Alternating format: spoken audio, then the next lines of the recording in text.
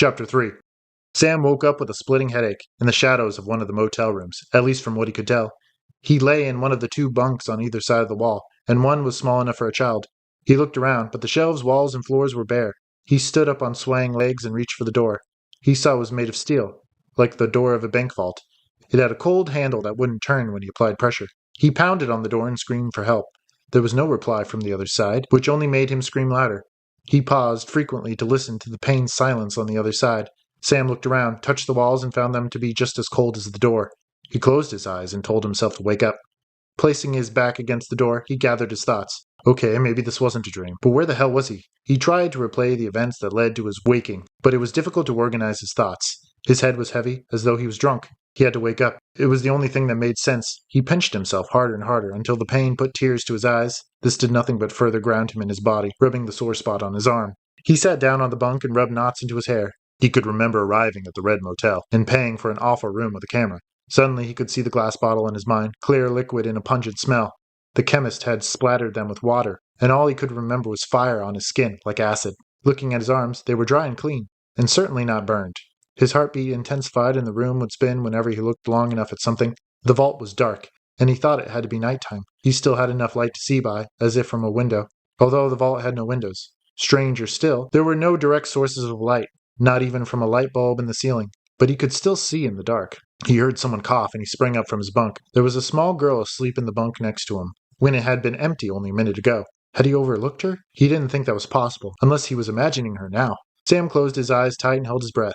When he looked back at the bunk, the girl was still there, lightly breathing with her back to him, and curled up under a thin blanket. Without thinking, he rushed over to shake the girl, but she remained asleep. He shook her, shouted in her ear, picked her up and dropped her back into the bed, but she slept through it all, lightly snoring through her nose. Sam returned to the door and banged on it a few more times with no luck. Where was he, and who was this girl? One of the men's daughters? One of their captors? He remembered the service elevator running underneath the motel, and wondered if he had accepted their invitation for a tour after all. Suddenly, the girl sat up in her bed with a robotic rigidity, staring at an empty space above his head. Sam watched as she stepped toward the door in her white nightgown, a teddy bear in her arms. "Hello?" Sam asked. He bent down to her height, level with her eyes. "What's your name, sweetie? What are you doing in here?" She looked straight through him and proceeded toward the door. She stopped inches from the handle and stood there, staring at the cold steel. Sam bounded to her side, waiting for her to open the door. Maybe she had a key, but she did nothing but stand there. He touched her shoulder and she turned around to face him, her teddy bear swinging. "My daddy told me not to talk to strangers," she said, and then turned back around. Her eyes had been so cold, her face expressionless. Sam didn't know how to react. He touched her again and she did the same profile turn. "My daddy told me not to talk to strangers," she repeated, and then went back to staring at the door. This was a nightmare. Sam backed away, the ground sloping down behind him. He leaned forward, trying to counterbalance the weight, but fell backward on top of the bunk. His head was spinning, eyes roving around in his head. There was no doubt in his mind they had drugged him. He couldn't even be sure the girl was really there, and when he looked up, she stood in the same place, out of focus and frozen still. Chapter 4. The floor seemed to drop out from under Molly as the elevator shuddered to a stop, jerking her out of her sleep. There was no way to tell what floor she was on, because there were no buttons in the elevator. The elevator had stopped, but the door in front of her remained closed. She shifted her weight around in her seat. Yes, a chair in the elevator was a strange concept, and so were the straps attached to the chair's legs and arms, bolted to the floor. Thankfully, she wasn't strapped in, and she sprang up from the cold seat. She stood up too fast and had to catch herself against the wall. She had a light head and a sinking feeling in her stomach, like she needed to throw up. Then she remembered the burns on her arms, but found nothing of suspect on her skin. She glared up at the flickering fluorescent above her head and experienced a sharp bolt of pain between her eyes. The door slid open slowly, and Molly was greeted with a cool breath of air, brushing like a tease over her face and arms. Then she saw the man lying face down in front of the elevator, and she choked back a scream. The man was not moving. He was large and bald, wearing white hospital robes. Molly remained frozen in place, with the elevator stalled and the door standing open. She managed to spring backward into the elevator with her weight braced against the wall. She looked down at the body, which she thought could stand up at any minute. The elevator started to shake and buzz, and she thought the doors might close on her again. She darted forward and leapt over the body, catching herself against an outside bureau. A vase of flowers almost toppled over, and she caught it. The flowers were fake. Molly took a moment to look around. She found herself in a short but wide hallway, curving around the corner and out of sight. There were 5 doors in front of her, 2 on either side and 1 at the end. A vast amount of light fixtures hung motionlessly from the ceiling. They were bulbous hanging creatures fixed to the ceiling by gold chains, and the bulbs were like fish bowls, filled with white light. The wallpaper was green and healthy, and the carpet under her feet was overly geometric with its interlacing orange and brown diamond patterns. A strong sensation of vertigo gripped her stomach, and she had to close her eyes as the floor swapped places with the ceiling. Molly could smell an odor on the air, like a woman's perfume, but undercut with the smell of vomit or spoiled food. She thought the air felt heavy, like a musty basement with no open windows, an earthy root cellar smell that clogged her senses. Once she had found her feet again, she hurried down the short extent of hallway, without bothering to open any of the doors. At the end of the hall, one of the doors was already open to reveal a room flickering with the shadows of 100 lit candles. The room wasn't wide, but it was long. An oriental carpet stretched out from her toes to an altar at the end of the room. On the altar, several tea candles burned around a stone basin.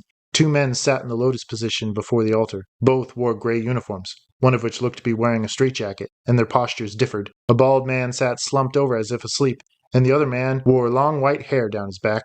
He turned to look at her, his face painted red, and a pair of plastic goggles stuck over his eyes. He smiled dark nicotine teeth. The other man did not stir. "Come inside," a dark voice said, and it exploded inside the shell. The very flames on the candle seemed to jump. The men did not move as the room swam with the tectonic shadows cast by an innumerable community of candles. The long-haired man turned around sharply on his butt and stretched his legs out. Molly screamed and ran down the hall. She entered an open space with museum-like displays encased behind glass on either side of her. The rooms were each decorated in Victorian style with bright pink or purple wallpaper and ornamental decor around the bed frames and picture windows. The rooms were too overwhelming to look at. The colors attacked her senses like flashing strobe lights. The last room was colored crimson red, from the drapery to the bed sheets. A body lay in the bed. She didn't need to stop running to recognize her father, dressed in a white nightgown and twitching slightly over the covers. How did they know about her father? How could they have created that scene for her to see? That was when she knew she was hallucinating, drugged by that clear liquid and absorbed in her skin.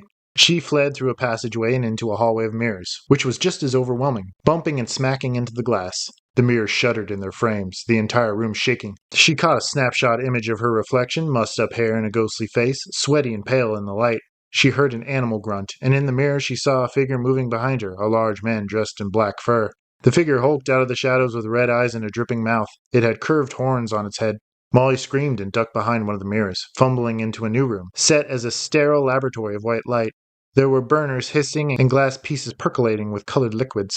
She found an exit to her left and sprinted into another room, stranger than the last. A large stove stood by the wall with smoking pans left unattended. A table was spread with an assortment of different foods, but it had been too long, and the trays were filled with rotting meats and buzzing flies. In the corner, an old man sat on a stool with a hot plate on his lap. He tried to heat up an antique spoon over a naked flame. He grinned like a madman and looked up at Molly as she entered the room. His eyes were crossed and yellow, and whether he even saw Molly, she couldn't tell. He tried to handle the spoon, but burned himself and howled with pain. The spoon clattered to the floor. She didn't wait long before running through another exit into a bathroom where dead mice lay in the sink. More food was left on the counter, rotting like compost on a moldy plate.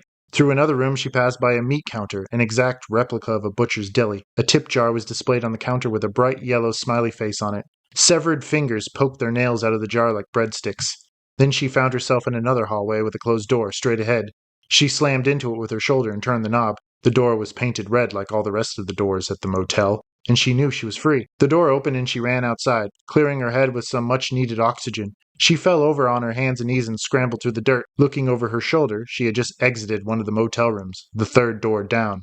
A boot crunched in front of her and she screamed. Jerry Briggs walked toward her from his pickup truck, now parked at the end of the lot. He looked concerned and hurried to help her up. She kicked dirt at him and tried to scramble away. "What's going on here?" he asked her. "Are you okay?" "Get away from me!" she screamed. Regaining her feet, she sprinted toward the trees. But something moved directly in front of her, sliding through the breaks in the branches, and it had horns. She stopped in her tracks as Jerry grabbed her from behind. He threw his arms around her in a bear hug and lifted her kicking and screaming in the air. "What are you doing out here when all the fun's in there?" Jerry said in her ear. He threw her to the ground and she immediately lost her breath. With saliva dripping from her mouth, she continued her stomach crawl through the dirt and gravel. The office door opened in front of her and Todd stepped out, cradling a shotgun in his arms. He pointed it directly into Molly's face and frowned at her in the moonlight. "You're going to have to get back in there," he said. "You paid for your time, and you're going to get your money's worth. I know you feel sick, but it's because you're resisting the drug. You got to let it work for you." Molly cried up at the sky. "Up we go," Jerry said, lifting her to her feet. She hung limp and suspended in his arms, refusing to move. The barrel of the shotgun followed her in a slow pan. "I took a look at your car," Jerry said behind her. She could feel his hot breath on the nape of her neck. "There's nothing I could do. It can't be fixed." "Please," Molly cried. Please what? Todd asked. This show is just for you. Go on and enjoy it. Nothing's gonna hurt you in there. It's all pretend. Even this gun isn't real. Go ahead, look straight into the barrel and I'll pull the trigger. It's a fun game, don't you think? A gag. So you only think there's danger. He stepped closer so that the gun was inches from her face. Molly turned her head to the side, refusing to look at it. We never hurt anyone, Jerry explained. It's always the rooms that hurt them, not us. Yes, Todd grinned. The rooms always do that work. It's because I run the scariest haunted house in all America. Hell, the whole world. It's so scary people die of fright. What, you don't think it's possible? Then step inside, little lady. Test your luck in the Red Motel. Check in and you won't want to check out. Jerry dragged Molly screaming toward the open door and back into the Red Motel. Chapter 5. Sam heard screaming behind the vault door, but he didn't know if it was his imagination or not. A woman screaming. Molly! He ran to the door, where the girl remained unmoving with her teddy bear. It was like a wild glitch in a video game, a ghostly apparition projected on the wall. Sam placed a hand on her shoulder just to make sure she was there, and his heart skipped when she turned her head to look at him. On the other side of the door, Molly screamed again. He banged his fists against the steel, calling her name. I never get out of here either, the girl said suddenly. Sam spun around to look at her, but she was gone. Now she stood in the corner, blood dripping from her scalp. A shaking hand pointed at the space under her bunk. He comes through here, she whispered. That's how he got me. Sam cautiously crossed the room, expecting the girl to disappear again, but she did not move. He pushed the bunk aside with his foot. Outside, he heard a man laughing, and Molly cried in pain. He blinked his eyes, trying to adjust them in the dim light. Under the girl's bunk was a trapdoor with a brass handle. He attempted to yank it up, but it was locked shut. He turned around, but the girl was gone again, this time for good. He shook off the hallucination and gripped the handle a second time to try again. Then he stopped. He could hear rustling from the other side of the wall, followed by heavy footsteps on stairs, leading underground. Then a lock slid out of joint on the other side of the trapdoor. Sam stood upright, back arched against the wall. He was ready now for whatever he might see. The door creaked open and a head popped up. A red, dripping face appeared through the gap, looking around, and the man spotted Sam right as he kicked him in the nose. The trapdoor snapped shut and the man disappeared from view.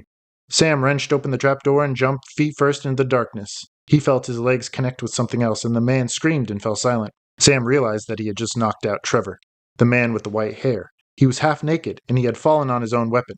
It was a handheld sickle, like a farmer would use. He lay on his stomach, the blade protruding from his gut.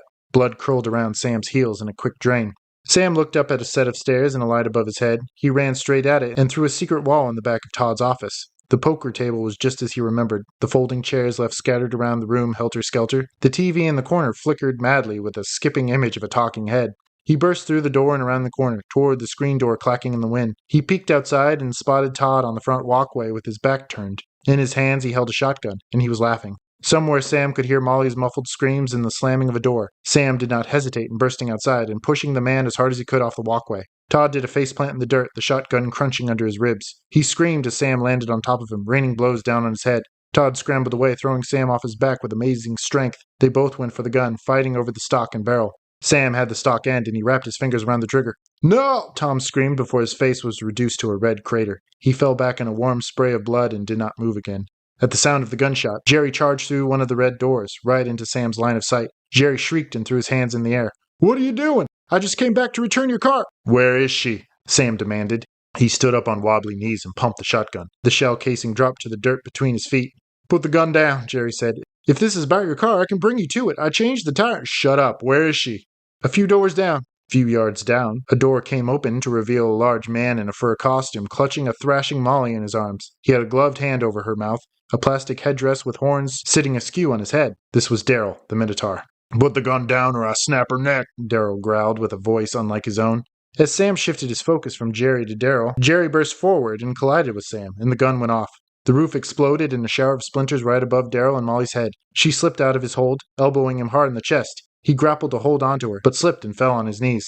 She barreled straight into Jerry and dug her fingernails into his face. Jerry reached up to grab her with both hands while Sam punched him in the face. He fell off him in a faint.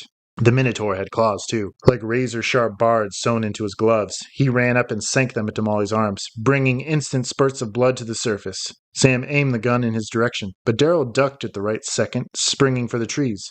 Sam shot once more after him, but the darkness quickly swallowed the beast from sight. Molly nursed her bleeding arm with a tight grip and looked up at her husband with frightened eyes. Can you run? Sam asked her, and she nodded. Then let's run. He helped her to her feet, and with the shotgun on his shoulder, they jogged to the end of the lot and found the road. A yellow taxicab stood isolated and dark, parked in the shrubs out of sight. They ran to the car and found it to be empty. Where the driver was, they didn't know. Perhaps he was still lost in the Red Motel. running through the countless halls and passageways without end. Sam opened the door, and the keys were still in the ignition. Sam inspected Molly's arm and touched her hair. No more fucking around. I will get you to the hospital, he said. Shutting the doors and locking them immediately, Sam started the car, and Molly peered fretfully out the window through her own reflection at the red motel, unlit in its circle of trees, where not even the moon dared to shine its light.